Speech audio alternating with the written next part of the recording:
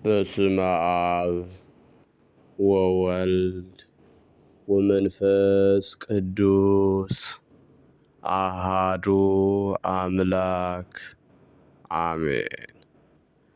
ክርስቶስ ተንሥአ እሙታን በዐቢይ ኃይል ወሥልጣን አሰሮ ለሰይጣን አግዓዞ ለአዳም ሰላም እምይእዜሰ ኮነ ፍስሐ ወሰላም።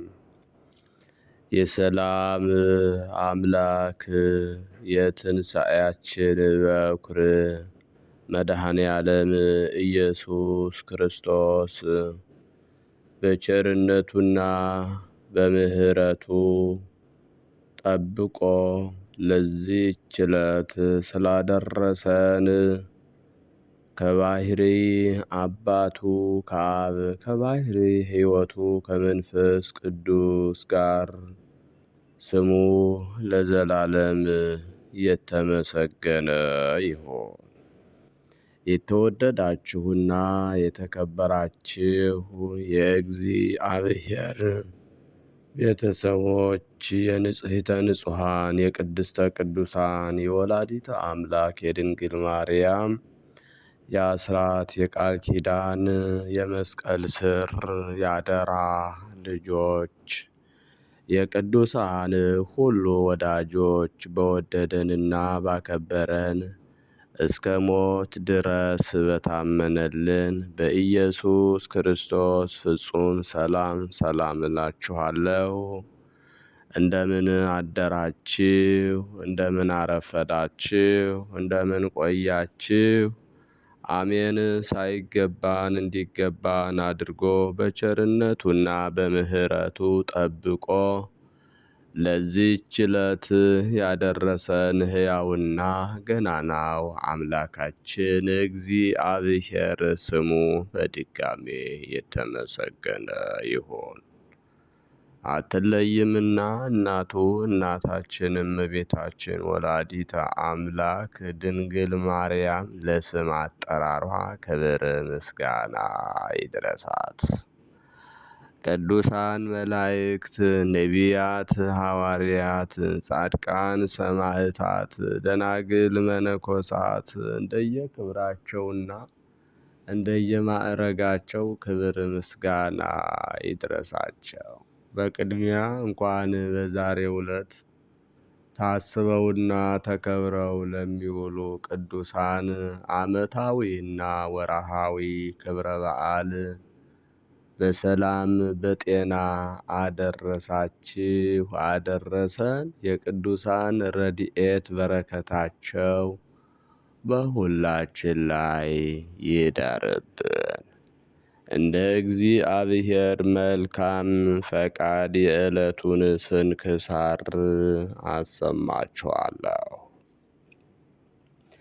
በስመ አብ ወወልድ ወመንፈስ ቅዱስ አሃዱ አምላክ አመአስሩ ለግንቦት በዛቲ ዕለት አንድ አምላክ በሚሆን በአብ በወልድ በመንፈስ ቅዱስ ስም ግንቦት 10 በዚህች ቀን የከበሩ ጻድቃን ሰለስቱ ደቂቅ አናንያ፣ አዛርያ፣ ሚሳኤል የዕረፍታቸው መታሰቢያ ነው። እሊህም ለይሁዳ ንጉሥ ለኢዮአቄም ልጆቹ ናቸው። ዳንኤልም የእህታቸው ልጅ ነው። በምርኮ ጊዜም ከእስራኤል ልጆች ጋር ተማርከው ወደ ባቢሎን ወረዱ። ከእስራኤል ልጆች ምርኮ ውስጥ በመብልና በመጠጥ እያስተማረ አሳድጎ በሰራዊቱ መካከል ጭፍሮቹ ያደርጋቸው ዘንድ ነውር ነቀፋ የሌለባቸውን ወጣቶች ንጉሥ መረጠ። እሊህም ከተመረጡት ውስጥ የተቆጠሩ ሆኑ። የእህታቸው ልጅ ዳንኤልም ምግባቸውን በሚሰጧቸው ጊዜ አረማውያን ከአረዷቸው ውስጥ መብላትን አልወደዱም። ከንጉሥ ማዕድም ከሚመጣ ከሥጋው እንዳያበላቸውና እንዳያጠጣቸው አለቃውን ለመኑት። እግዚአብሔርም በባለሟሎች አለቃ ፊት ቸርነቱን አደረገላቸው። የባለሟሎች አለቃም ንጉሡ ጌታዬን እፈራዋለሁ፣ የምትበሉትንና የምትጠጡትን ምግባችሁን ስላዘዘ ከባልንጀሮቻችሁ እናንተን ከስታችሁ ጠቁራችሁ ቢያያችሁ ንጉሥ ራሴን ይቀጣኛል አላቸው። በእነርሱ ላይ የተሾመ አሚሳድን እንዲህ አሉት፣ እኛን ባሮችህን 10 ቀን ፈትነን ከምድር ዘር ሽምብራን ይስጡን እንበላ ዘንድ ውሃንም እንጠጣ ዘንድ ቃላቸውንም ሰምቶ 10 ቀን እንበላ እንጠጣ ዘንድ ቃላቸውንም ሰምቶ 10 ቀን ፈተናቸው። 10 ቀንም ካለፈ በኋላ የንጉሡን ማዕድ ከሚመገቡ ከእነዚያ ልጆች ይልቅ ሰውነታቸው ወፍሮ መልካቸውም አምሮ ታየ። ከዚህ በኋላ አሚሳድ የሚበሉትን ምግብ የሚጠጡትን ወይን እየወሰደ ለአራቱ ሁሉ ልጆች ሽምብራ ይሰጣቸው ነበር። እግዚአብሔርም ዕውቀትንና ጥበብን፣ ሞገስን፣ መጻሕፍትን በማንበብ ሁሉ ማስተዋልን ሰጣቸው። ከዚህ በኋላ ንጉሥ ያዘዘው ቀን በተፈጸመ ጊዜ ወደ እርሱ አመጧቸው። የባለሟሎቹም አለቃ ወደ ንጉሡ ወደ ናቡከደነፆር አገባቸው። ንጉሡም ጠየቃቸው። በሰው ሁሉ ዘንድ እንደ አናንያና እንደ ዳንኤል እንደ ሚሳኤልና እንደ አዛርያ ያለ አልተገኘም። በንጉሡም ፊት ቆሙ። ንጉሡም የፈለገውን የምክርና የጥበብን ነገር ሁሉ በግዛቱ ካሉ ጠንቋዮችና አስማተኞች ሰዎች ሁሉ ይልቅ በነሳቸው ዘንድ 10 እጥፍ አገኘ። ንጉሡም እጅግ ወደዳቸው። በባቢሎን ሀገር ሁሉ ላይ ገዢዎች አድርጎ ሾማቸው። ንጉሥም ጣዖትን ከወርቅ ባሰራ ጊዜ ሰዎችን ሁሉ እንዲሰግዱለት አዘዛቸው።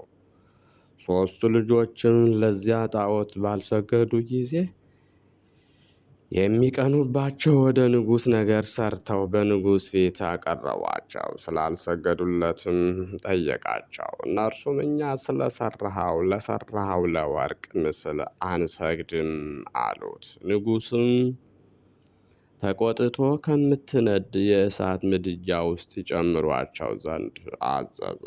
እግዚአብሔርም መልአኩን ልኮ የእሳቱን ነበልባል አጠፋው። በጠዋት ጊዜ እንደሚቀዘቅዝ በእሊህ በሦስቱ ልጆች ዘንድ እንደ ጠዋት ውሃ ቀዝቃዛ አደረገው። ከዚያም የእሳቱ ነበልባል 49 ክንድ ያህል ከፍ ብሎ በውጭ ያሉትን አቃጠላቸው። እሊህን 3 ደቂቅን ግን ምንም አልነካቸው። ንጉሥም ይህን ድንቅ ሥራ አይቶ በፊታቸው ሰገደ። የሰማይና የምድር ፈጣሪ እግዚአብሔርንም አመነ። ለእሊህም ልጆች ሹመታቸውን ከፍ ከፍ አድርጎ ክብርን ጨመረላቸው። ከዚህም ዓለም የሚወጡበት ጊዜ ሲደርስ በበዓታቸው እየጸለዩ ሳሉ ሰግደው ነፍሳቸውን በእግዚአብሔር እጅ ሰጡ። ወዲያውኑ ታላቅ ንውጽውጽታ በባቢሎን ሀገር ሆነ። ንጉሡም ፈርቶ ስለምን ይህ ታላቅ ንውጽውጽታ ሆነ ብሎ ዳንኤልን ጠየቀው። ነቢይ ዳንኤልም ይህ 3ቱ ልጆች ስላረፉ ከዓለም ለመውጣታቸው ምልክት ነው ብሎ ነገረው። ንጉሡም ወደ እርሳቸው ደርሶ ታላቅ ሐዘንን አዘነ። ከዝሆን ጥርስም 3 ሳጥኖችን እንዲሠሩላቸው በሐር በግምጃ ልብሶች ገንዘው ቅዱሳኑን በሳጥኑ ውስጥ እንዲያኖሯቸው አዘዘ። ንጉሡ እንዳዘዛቸውም አደረጉ። ሁለተኛም የወርቅ ሳጥን ሰርተው እርሱ በሚሞት ጊዜ ሥጋውን በውስጡ አድርገው በከበሩ ሰለስቱ ደቂቅ መካከል እንዲያኖሩት አዘዘ። እንዲሁም አደረጉላት። ከዚህ በኋላ የከበረ አባት አባ ቴዎፍሎስ በእስክንድርያ ሊቀ ጵጵስና በተሾመበት ወራት በስማቸው ቤተ ክርስቲያን ሠራ። ሥጋቸውን ወደዚያች ቤተ ክርስቲያን ሊያመጣ ወዶ ሥጋቸውን እንዲያመጣለት አባ ዮሐንስ ሐፂርን ወደ እርሳቸው ሀገረ ባቢሎን ላከው። ወደ ባቢሎንም ሀገር በደረሰ ጊዜ ወንዞቿን አየ። በውስጧ ከቶ ሰው አልነበረም። የወርቁ ምስልም በዚያ አለ። ከእግዚአብሔር የታዘዘ መልአክም የቅዱሳን ሥጋ ወዳለበት አደረሰው። የንጉሡም ሥጋ በመካከላቸው ነበረ። ሥጋቸው ባለበትም ቦታ ሰገደ። እንዲህም ብሎ በማልቀስ ጸለየ። ከከበራችሁ አባቶቼ ሆይ የከበረ አባት ሊቀ ጳጳሳት አባ ቴዎፍሎስ በስማችሁ ቤተ ክርስቲያን ሰርቶ ሥጋችሁን በውስጧ ሊያኖር እኔን ልኮኛልና ከእኔ ጋር ትሄዱ ዘንድ ፈቃዳችሁ ይሁን አለ። በዚያን ጊዜ እንዲህ የሚል ቃል ከሥጋቸው ወጣ። ለሃይማኖት አባት ለአባ ቴዎፍሎስ እንዲህ በለው፣ የድካምህን ዋጋ እግዚአብሔር ይስጥህ። ነገር ግን እኛን እስከ ፍርድ ቀን ድረስ ሥጋዎቻችን ከንጉሡ ሥጋ እንዳይለዩ እግዚአብሔር ስላዘዘን ከዚህ አንወጣም፣ ድካሙንም ከንቱ አናደርግም። ቤተ ክርስቲያኒቱ በምትከብርበት ዕለት በሌሊት መብራቶችን ይሰቅሉ ዘንድ እንዲያዝ በውስጣቸውም ዘይትና ፈትል እንዲያደርጉ በእሳት ግን አይለኩሷቸው። እኛም ከዚያ ደርሰን በእኛ የእግዚአብሔር ኃይል በዚያ ይገለጣል ብለህ ንገረው አሉት። አባ ዮሐንስ ሐፂርም ተመልሶ እንደነገሩት እንዴትም እንዳዘዙት ሁሉንም ለአባ ቴዎፍሎስ ነገረው። እርሱም ሰለስቱ ደቂቅ እንዳዘዙ አደረገ። በዚችም በግንቦት ወር በ10 ቀን ቤተ ክርስቲያኒቱ በምትከብርበት ሌሊት የከበሩ ሰለስቱ ደቂቅ ተገለጡ።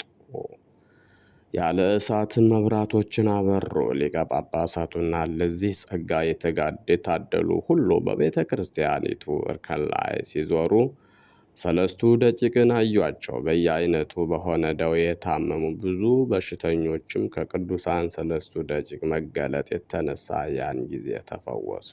ለእግዚአብሔርም ምስጋና ይሁን፣ እኛንም በጸሎታቸው ይማረን፣ በረከታቸውም ትድረሰን ለዘላለሙ አሜን።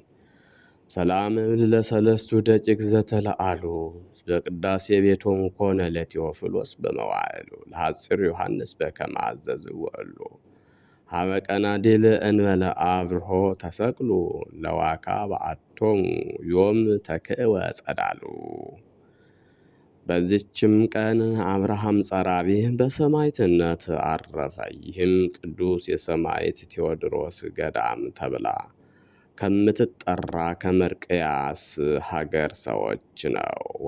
ወላጅ እናቱም የክብር ባለቤት የሆነ የክርስቶስን ሃይማኖት እንዲማር ለመምህር ሰጠችው። ጌታችንም አይነ ልቡናውን ገልጦለት ትምህርቱን ሁሉ የቤተ ክርስቲያንንም ሕግ ተማረ።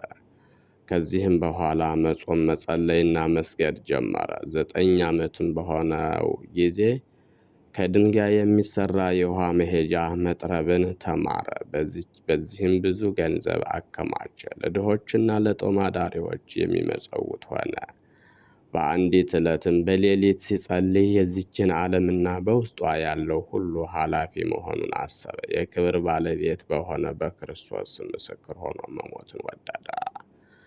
በዚያንም ጊዜ እግዚአብሔር መልአክ ተገለጠለት። ሰላምታም ሰጥቶት ጽና፣ አትፍራ፣ አንተ ጠላቶችን ድል አድርገህ የሰማዕትነትን አክሊል ትቀበላለህና አለው። ከዚህም በኋላ የክርስትና ጥምቀትን ወደ ተጠመቀባት ወደ ቅዱስ ቴዎድሮስ ቤተ ክርስቲያን ሄዶ በስዕሉ ፊት ቆሞ ጸለየ። በእርሱም ዘንድ ሰውነቱን አደራ አስጠበቀ። ወደ መኮንኑም ወጥቶ ክርስቲያን እንደሆነ ታመነ። ያን ጊዜም ከከባዶች እንጨቶች ጋር የኋሊት አስረው ከረሃብና ከጽም ጋር ከፀሐይ ውስጥ ጣሉት። መንፈቀ ሌሊትም በሆነ ጊዜ ጌታችን ተገለጠላት፣ ሰላምታም ሰጠው። ስሙን ለሚጠራና መታሰቢያውን ለሚያደርግም ቃል ኪዳን ሰጠው። ከዚህም በኋላ መኮንኑ ራሱን እንዲቆርጡ ታዘዘ። በቆረጡትም ጊዜ ራሱ እኔ ክርስቲያን ነኝ እያለች 3 ጊዜ በተራራው ላይ በረረች። 50 ምዕራፍ ያህልም ሄዳ ከባህር ወደቀች። ከዚህም በኋላ ሆዱን ሰንጥቀው ባሩድና ሙጫ ዘይትን መልተው ከእሳት ውስጥ ጣሉት። እሳቱ ግን ምንም አልነካውም። ከዚህም በኋላ በየጥቂቱ ከትፈው በእንቅብ አድርገው ከባህር ውስጥ ጣሉት። በእግዚአብሔርም ፈቃድ ከራሱ ጋር አንድ ሆኖ እንደ ቀድሞው እስና በሚባል ሀገር በባህሩ ወደብ ታየ። ምዕመናንም ወስደው በታላቅ ክብር ቀበሩት። ለእግዚአብሔር ምስጋና ይሁን። እኛንም በዚህ ሰማዕት ጸሎት ይማረን፣ በረከቱም ከእኛ ጋር ትኖር ለዘላለሙ አሜን። ሰላም እብል ለምትርት ድማሁ ሰሪራ ባህር ዘለጸቀት ምስለ ስጋሆ እንዘ የሐውር አብርሃም ውስጥ አጸደስ አሚሆ ከመሳአሎሙ ለቀሳውስት አሉም ለቀሳውስት ለሊሁ ጸሎተ ሙታን ጸለዩ ላዕሌሁ። በዚችም ዕለት የአባ ሚካኤል መታሰቢያውና ቤተ ክርስቲያኑ የከበረችበት ሆነ። የዚህ ቅዱስ ወላጆቹ ክርስቲያን ባለጸጎች ናቸው። ልጅ ባጡ ጊዜም የክብር ባለቤት ወደ ሆነ እግዚአብሔር ለመኑ። እርሱም ይህን የተቀደሰ ልጅ ሰጣቸው። የቤተ ክርስቲያንንም ትምህርት አስተማሩት። ወላጆቹን በሞቱ ጊዜ የዚያች ሀገር ኤጲስቆጶስ ገንዘቡን አስጠበቀለት። 12 ዓመትም ሲሆነው የዚህን ዓለም ኃላፊነት አስቦ ወደ አባ ይስሐቅ ገዳም ሂዶ የምንኩስና ልብስ እንዲያለብሰው ፈለገ። እርሱም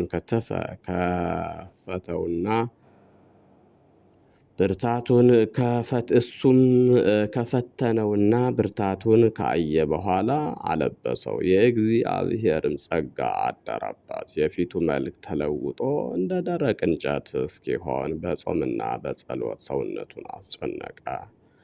በአንዲት ዕለትም አባቱ አባ ይስሐቅ ወደ አባ ሚካኤል በዓት ሄደ። መልኩ እንደ ሞተ ሰው ሆኖ አይቶት አለቀሰ። ልጄ ሆይ እንዴት እንዲህ የሥጋህ ተጎዳ አለው። እርሱም አባቴ ሆይ አታልቅስ፣ እግዚአብሔር አልተወኝምና ለመቆምም ኃይሌ አልደከመምና፣ ነገር ግን በሕልሜ ያየሁትን ልንገርህ። እኔን የሚፈልጉ የንጉሥ መልእክተኞች ከእስክንድርያ ወደ አንተ ሲመጡ እኔን አትከልክላቸው።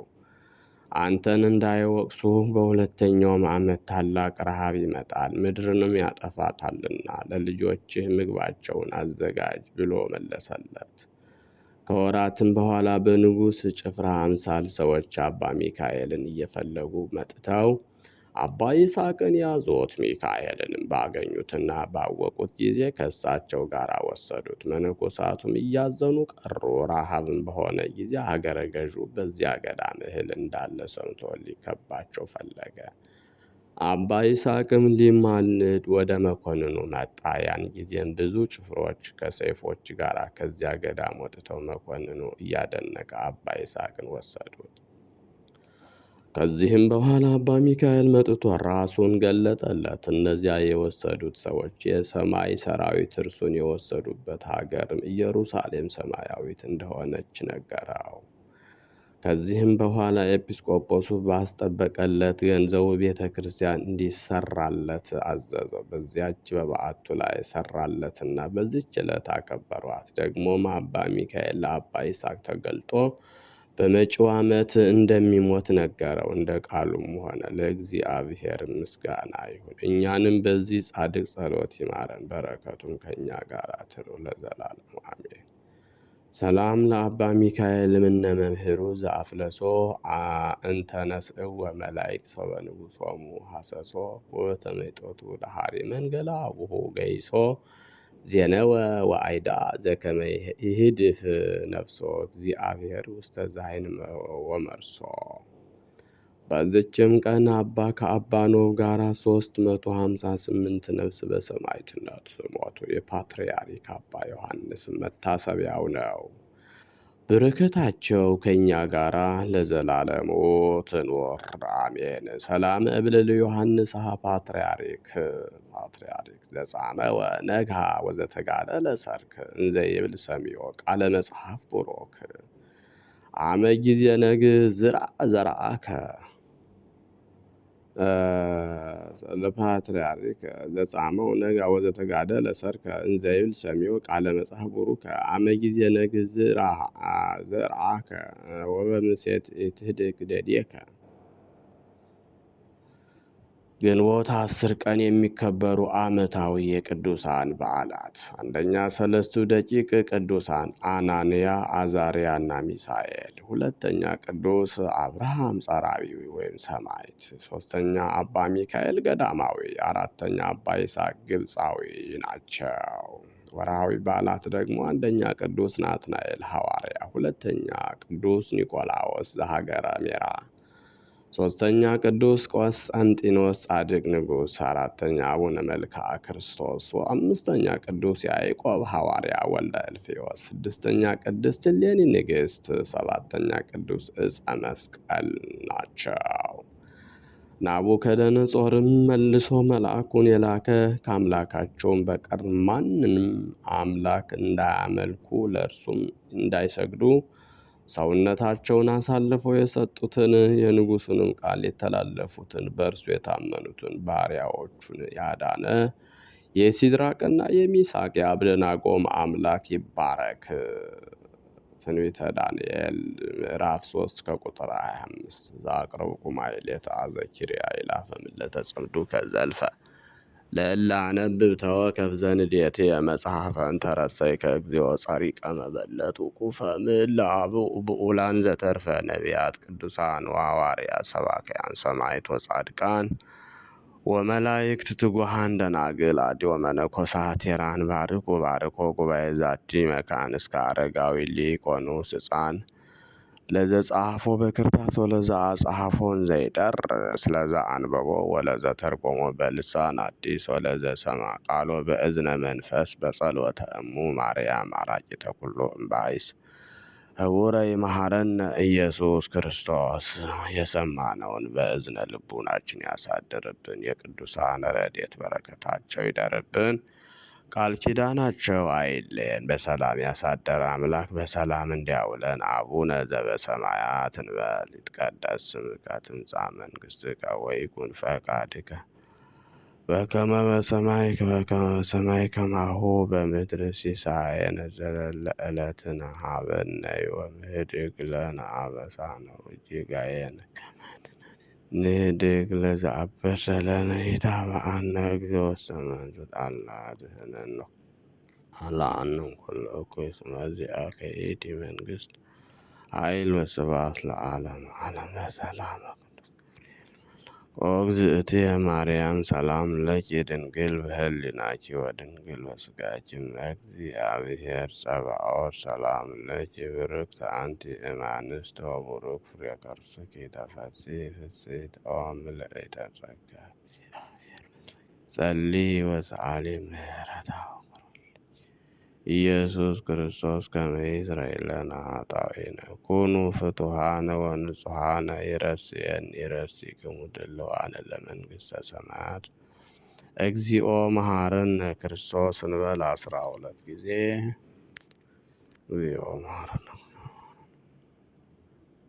በእንተ እግዝእትነ ማርያም መሐረነ ክርስቶስ።